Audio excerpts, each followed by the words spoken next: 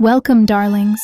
I'm Stella, your delightful guide to the land of tantalizing tales.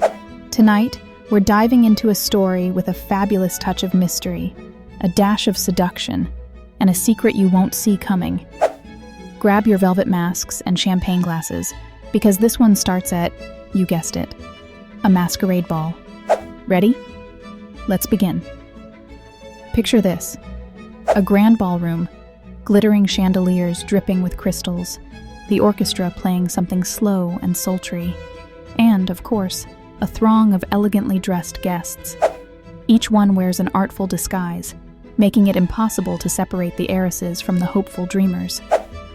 Our storyteller, Lily, no, not her real name, but go with it, steps in, wearing a strapless red gown that hugs her hips just right. Her mask, adorned with feathers, is the kind you'd associate with someone wanting to be noticed, obviously. Now, Lily didn't come to this masquerade for love or romance. No, she came for one reason, and one reason only: to find out what went on in the mysterious East Wing. Rumor had it, conversations were hushed whenever someone so much as mentioned the area, and any hint of interest was brushed aside in playful jest. But masks? Oh boy, masks are made for mystery, and Lily was nothing if not curious. Perhaps it was the anonymity of the night, or the thrill of forbidden secrets, but before long, she found herself tiptoeing toward the East Wing.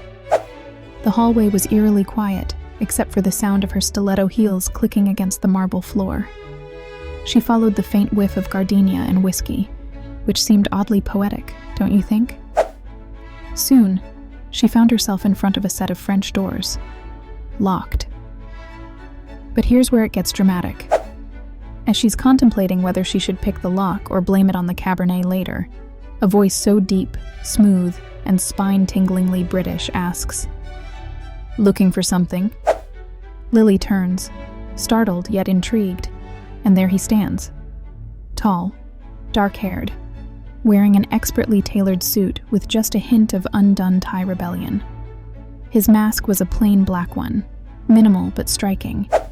Picture James Bond, but edgy. He introduced himself as simply Victor. No last name. Suspicious, right? But hey, it is a masquerade. Victor didn't ask questions, nor did he seem too eager to explain what exactly was behind those French doors.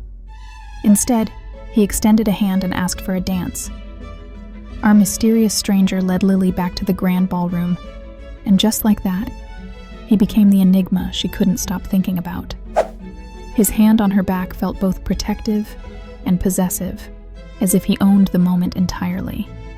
Every spin, every step, every lingering glance between them screamed, "This isn't just for show." Hours passed in a haze of waltzes and whispered banter.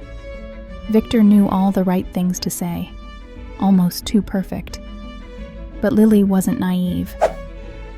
As the host announced the unmasking hour, where attendees discarded their anonymity, she whispered to Victor, "Shall we share a second secret tonight?" Victor smirked. Gosh, I love a good smirk. And led her back to where she began, the locked French doors. Here lies the kicker, folks. Victor pulled a key, not from his pocket, but from a small hidden compartment in his cufflinks. Who even knew cufflinks had hidden compartments? Smooth operator, indeed. With a quick turn of the key, the doors creaked open to reveal a private art gallery bathed in soft golden light. But the centerpiece wasn't an art piece. It was Lily herself. Yep, her portrait hung right there, painted in whisper-soft oils, capturing her eyes more hauntingly than she ever imagined possible. It was stunning. It was unnerving. And just as she turns to demand answers, Victor steps close and murmurs, "Sometimes people see you long before you ever see them." Chills, right? Now, before you think this paralleled Netflix-level stalker vibes, note this. Victor claimed the portrait was commissioned by a mutual acquaintance with the hopes of presenting it as a surprise homage to Lily's vivid charm. Somehow, it all felt excessively glamorous and bizarrely acceptable in this opulent bubble of masquerade antics. But alas, The clock struck midnight. Yes, they're cliché like that. Lily left the ball as the mystery lingered like his intoxicating cologne.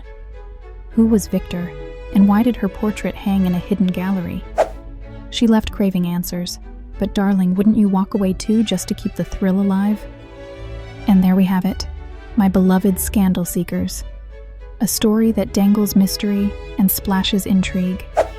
Next time you're invited to a masquerade, wear red, dance with a stranger, and for goodness sake, check the centerpieces. You might just find your story etched there. Until next time, stay curious. Adieu.